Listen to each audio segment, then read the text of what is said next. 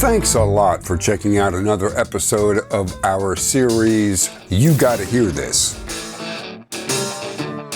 Coming up in this episode of You Gotta Hear This, JD tells us about the long, strange trip to Mobile. Everybody applied for this job, an editorial cartoon job at San Diego paper. Plus, a meeting with the famous Dr. Seuss. You went from Fort Worth to San Diego and you worked there for 5 years. Mm-hmm. How did you come about coming to Mobile? Is that related to Dr. Seuss? Because you said you met Dr. Seuss. Yeah, it's all kind of related. What happened exactly? Well, there's a job opening in San Diego, and all the cartoonists, anytime there's a job opening anywhere, all the cartoonists flock to it and submit. Try to get a new job or a new leverage with the job they already have. My attitude was, I don't care if I get this job, so let's just fly into it and see what happens. So we interviewed, and I didn't think anything about it. So several months passed by, and I get this call. They want me to fly in for a second interview, a real interview, and it's not me in a clown car full of other cartoonists. That's a good way to put it. Which is exactly what it was. And I'm sitting down there for the official interview. I reached in my pocket, inside my jacket, because I felt something there, and it was an eye patch, like a pirate's eye patch. So in the middle of this interview, I take this eye patch out and put it over one eye. Nobody says a word. I go through the interview, and nobody's not getting a rise out of anybody. So I take the eye patch off and put it over the other eye, complete the interview. And at the end of the interview, I just take the eye patch off, put it in my pocket, shook hands, and on my way. Well, I was still in the building, and they said, well, the publisher wants to meet you. Oh, I said, man, this is getting serious now. So I get in the car, and we're driving to meet the publisher. And he says, Dr. Seuss lives right up there. Ted Geisel lives right up there. And I said, Dr. Seuss right up there? Well, I filed that away, And so went to go meet the publisher. And he said, no, you don't have to say too much. You don't have to say too much. Just be nice, and everything will be fine. And sure enough, we go up there and I meet the publisher, and Helen Copley was her name. She motioned us to come over and sit down and have a seat, and we're sitting on this mahogany couch, and Neil was sitting right next to me, and Helen and Miss Copley, I guess, and Neil were talking. Nobody's asking me anything. I'm just sitting there. And finally, she looks at me and she goes, well, tell me, Mr. Crowe, will we have any trouble out of you? What I said was, well, Mrs. Copley, if you ever have any problem with me, please, you're welcome to come down to the office and give me a spanking. I saw Neil Morgan's body, his soul went to the ceiling, and he was just, nobody said anything for the longest time. He had an out-of-body experience. He had an out-of-body experience. His body floated to the ceiling and was looking down on the whole thing. And I love me an awkward moment. This was like one of the best awkward moments ever.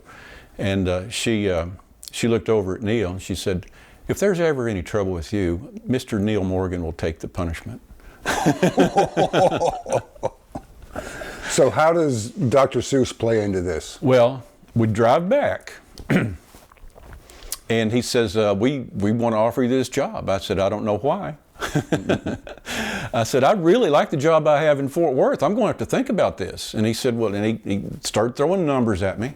What can I say to get you to take this job? I said, well, I need to have a meeting with Dr. Seuss. I want to meet Dr. Seuss.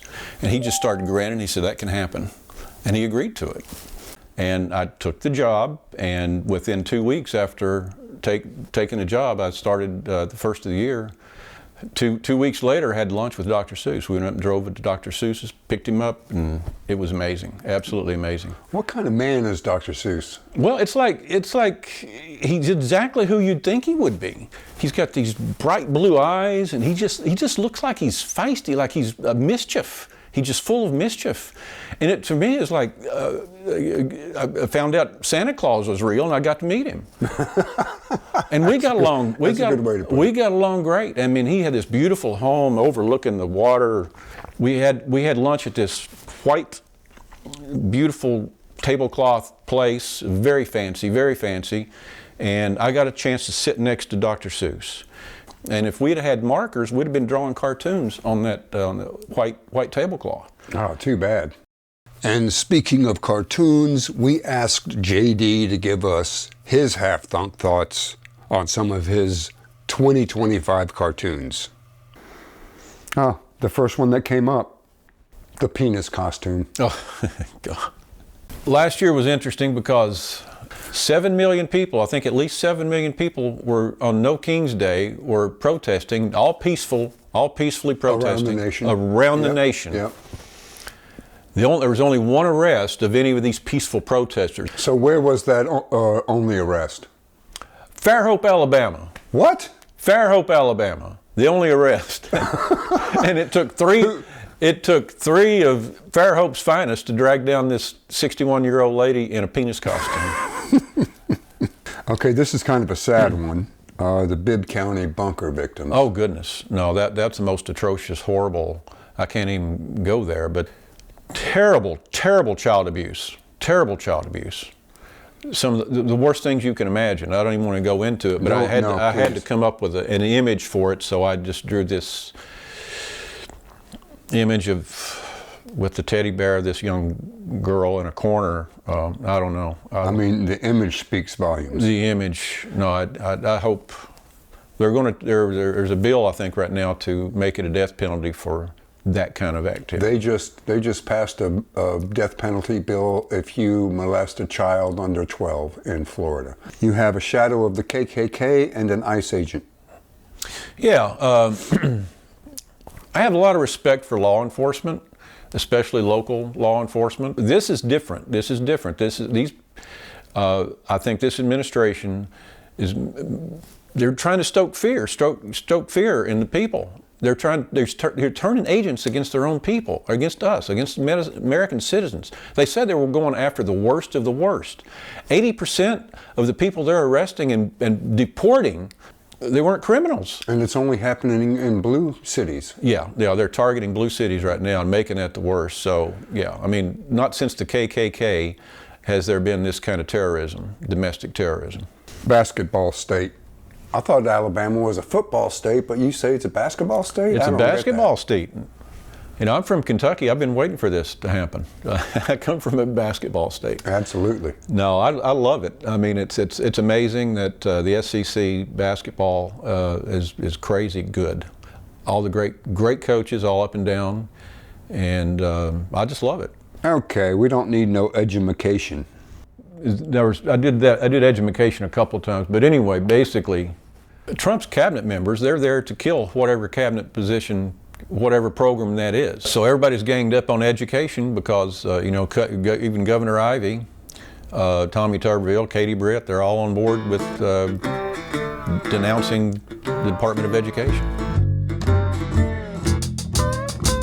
Well, we hope you enjoyed this episode of You Gotta Hear This with JD Crowe. I know that we sure did.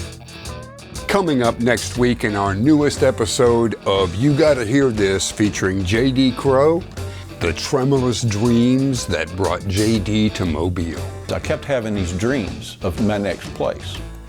I had vivid dreams. And then finally, JD tells us about his Fairhope sunset calendars. The sunset shots. No, I was riding my bike around, as I do, all the way around through Fairhope, and a lot of times I'd wind up. Be sure to check it out, and thanks so much for watching You Gotta Hear This, brought to you by Pipeline TV and Element Media Content Creation. Have a good day.